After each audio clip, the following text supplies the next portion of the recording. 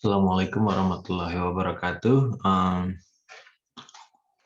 Ini kita membahas tentang morfem, kelanjutan dari pengantar kemarin dalam mata kuliah morfologi. Sebelum itu kita jelaskan dulu apa itu leksikal, leksem, dan leksikon. Ini term-term yang penting untuk berbicara tentang kata.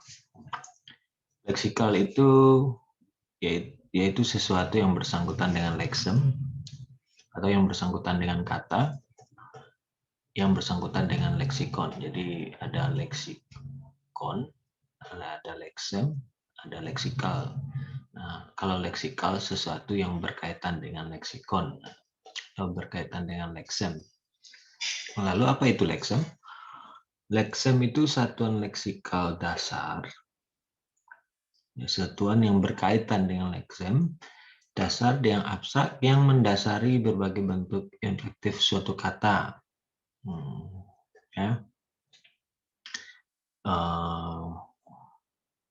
Yang leksikon adalah komponen bahasa yang memuat semua informasi tentang makna dan pemakaian kata dalam bahasa, kekayaan kata yang dimiliki seseorang, atau daftar kata yang disusun seperti kamus dengan penjelasan singkat dan praktis. Nah, itu bisa saja disebut sebagai vocabularies ya.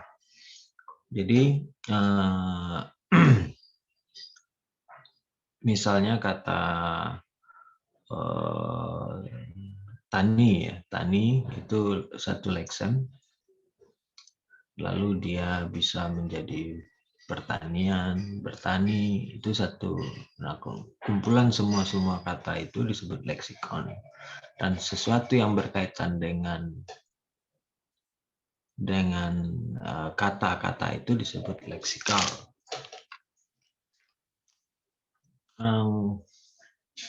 Jadi ada unit terkecil dari leksikal itu yaitu satu kata atau morfem ya. Morfem sebagai kata sebagai kata, atau bahasa sederhananya disebut kata sebagai minimal units atau unit leksikal minimal leksikal unit ya, atau unit leksikal terkecil. Contohnya kata air, contohnya air 2 itu yang artinya minimal, dia tidak bisa lagi dibagi, dan kalau dibagi dia tidak berarti lagi seperti a, i, r, itu kan nggak ada arti lagi, dia hanya fonem, bukan unit leksikal lagi.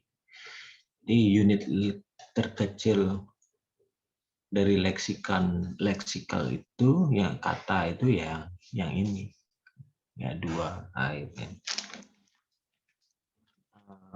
tapi buktinya di bahasa berbeda itu bisa macam-macam. Contohnya dalam bahasa Indonesia kata lusa itu minimal satu unit terkecil kata, tetapi kalau di dalam bahasa Inggris dia menjadi 4 kata ini. The day after tomorrow itu mengacu kepada lusa. Jadi di sini kita melihat bahwa bukti-buktinya dalam bahasa berbeda bisa berbeda-beda pula. Seperti lusa itu dalam bahasa Indonesia satu kata atau satu leksikal. Tetapi di bahasa Inggris misalnya dia diwujudkan atau dinyatakan dalam 4 kata. The day after tomorrow. Jadi ini perlu dipahami bahwa satu unit dalam satu bahasa belum tentu wujudnya dengan makna yang sama itu wujudnya sama satu ya. Nah, kamu harus memahami itu ya. Lalu ada istilah morph dan morfem. Ya. Apa itu? Contohnya kata lempari. Lempari terdiri dari 2 morfem. lempar, morfem lempar ditambah morfem i. Ini dalam bahasa Indonesia ya. Jadi apa itu morf? Morf itu adalah fonim. Fonim itu satu bunyi ya, atau urutan fonim. Seperti tadi itu satu fonim itu i itu satu fonim, atau urutan fonim seperti lempar itu kan urutan fonim ya. Jadi morf itu adalah fonim atau urutan fonim yang berasosiasi pada satu makna. Jadi i ini punya satu makna, lempar ini pada satu makna juga. Anggota morf atau morfem itu juga disebut anggota morfem yang belum ditentukan distribusinya. Contohnya i pada lempari itu. Wujud konkret atau wujud fonemis dari morfem. Nah, itu. Jadi i atau bunyi i di sini itu disebut satu morf. Nah, dia belum tentu artinya i itu apa, karena artinya tergantung kepada di mana dia diletakkan dalam kalimat. Ya. Lempari, bisa lempari itu i itu artinya berulang-ulang. Ada i itu artinya kausatif atau membuat sesuatu terlempar. Dia melempariku, artinya berulang-ulang. Dia melempar berulang-ulang, itu artinya iteratif.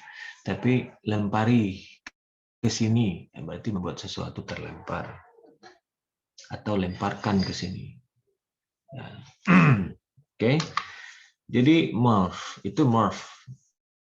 Nah, morfem itu kita melihatnya dalam wujud kata ya. Tadi kan dalam wujud fonem, kita melihat morf itu sebagai wujud fonem atau wujud fisiknya. Bunyi itu kan fisik ya.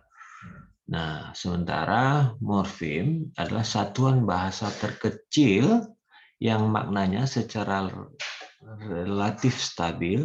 Maaf ini salah tulis ini. Dan tidak dapat dibagi atas sebagai makna yang lebih kecil. Jadi satu morfem itu dia tidak bisa lagi dibagi lagi menjadi bagian yang lebih kecil. Seperti kata tel, ya jatuhnya himbuan atau atau lempar itu kan tidak bisa dibagi lagi. Kan lempar itu bukan terdiri dari lem tambah par, atau lem tambah r. Itu enggak begitu. Jadi satu morfem itu satuan bahasa terkecil yang maknanya relatif stabil dan saya kira ya ada yang salah mungkin di sana. Bentar saya cek dulu.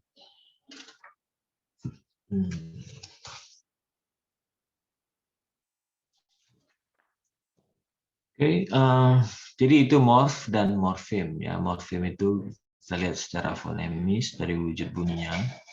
Yang morfem itu dari maknanya ya. Jadi sesuatu itu sudah bermakna disebut morfem karena kalau satu fonem belum tentu dia bermakna. Morfem itu ada dua yang besarnya, yaitu morfem bebas dan morfem terikat. Morfem bebas ini maksudnya morfem dia bisa berdiri sendiri. Kehadirannya itu tidak membutuhkan sesuatu yang lain atau morfem lain. Tapi ada juga morfem yang kehadirannya dalam penggunaan bahasa itu membutuhkan morfem lain seperti juang. Tidak bisa berdiri sendiri, juang juga tidak bisa berdiri sendiri. Dia harus saling membutuhkan. Seperti mayur, dia harus membutuhkan sayur. Nah, sayur mayur. Jadi morfem yang tidak bisa adanya dia itu karena adanya yang lain, maka disebut morfem terikat. Sementara morfem bebas dia bisa berdiri sendiri seperti rumah, lari. Dia tidak membutuhkan sesuatu yang lain agar dia bermakna. Ya. Kemudian ada juga istilah dasar dan pangkal. Dasar itu bahasa Inggrisnya disebut base, pangkal itu disebut stem. Nah, bedanya Base itu dia masih seperti akar kata, dia belum bisa berdiri sendiri.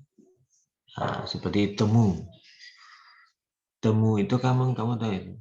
Kalau kamu makainya pasti temui, bertemu, menemukan, temuan. Tidak bisa temu saja. Itu namanya base. Sementara pangkal, mungkin dia seperti kata bertanggung jawab ini, pangkalnya adalah tanggung jawab. Bertanggung jawab adalah pangkal yang ditambah morfem bear. Nah, ya, membuat dia menjadi aktif misalnya, bekerja ya, tanggung jawab kan kata benda ya. Ya, tanggung jawab kata benda. Bertanggung jawab menjadi kata kerja. Jadi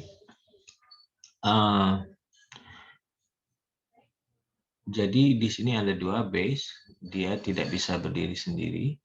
Dia karena dia terikat atau dasar terikat seperti temu itu atau juang, berjuang, berjuang, juang kan perjuangkanlah kan tidak ada juangkan, tetap juga pakai kan juang. Nah, jadi ada dia morfem yang tidak bisa berdiri sendiri, dia harus butuh yang lain.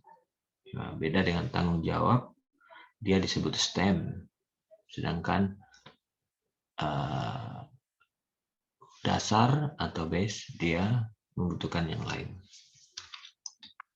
Oke, saya kira itu saja. Terima kasih. Assalamualaikum warahmatullahi wabarakatuh.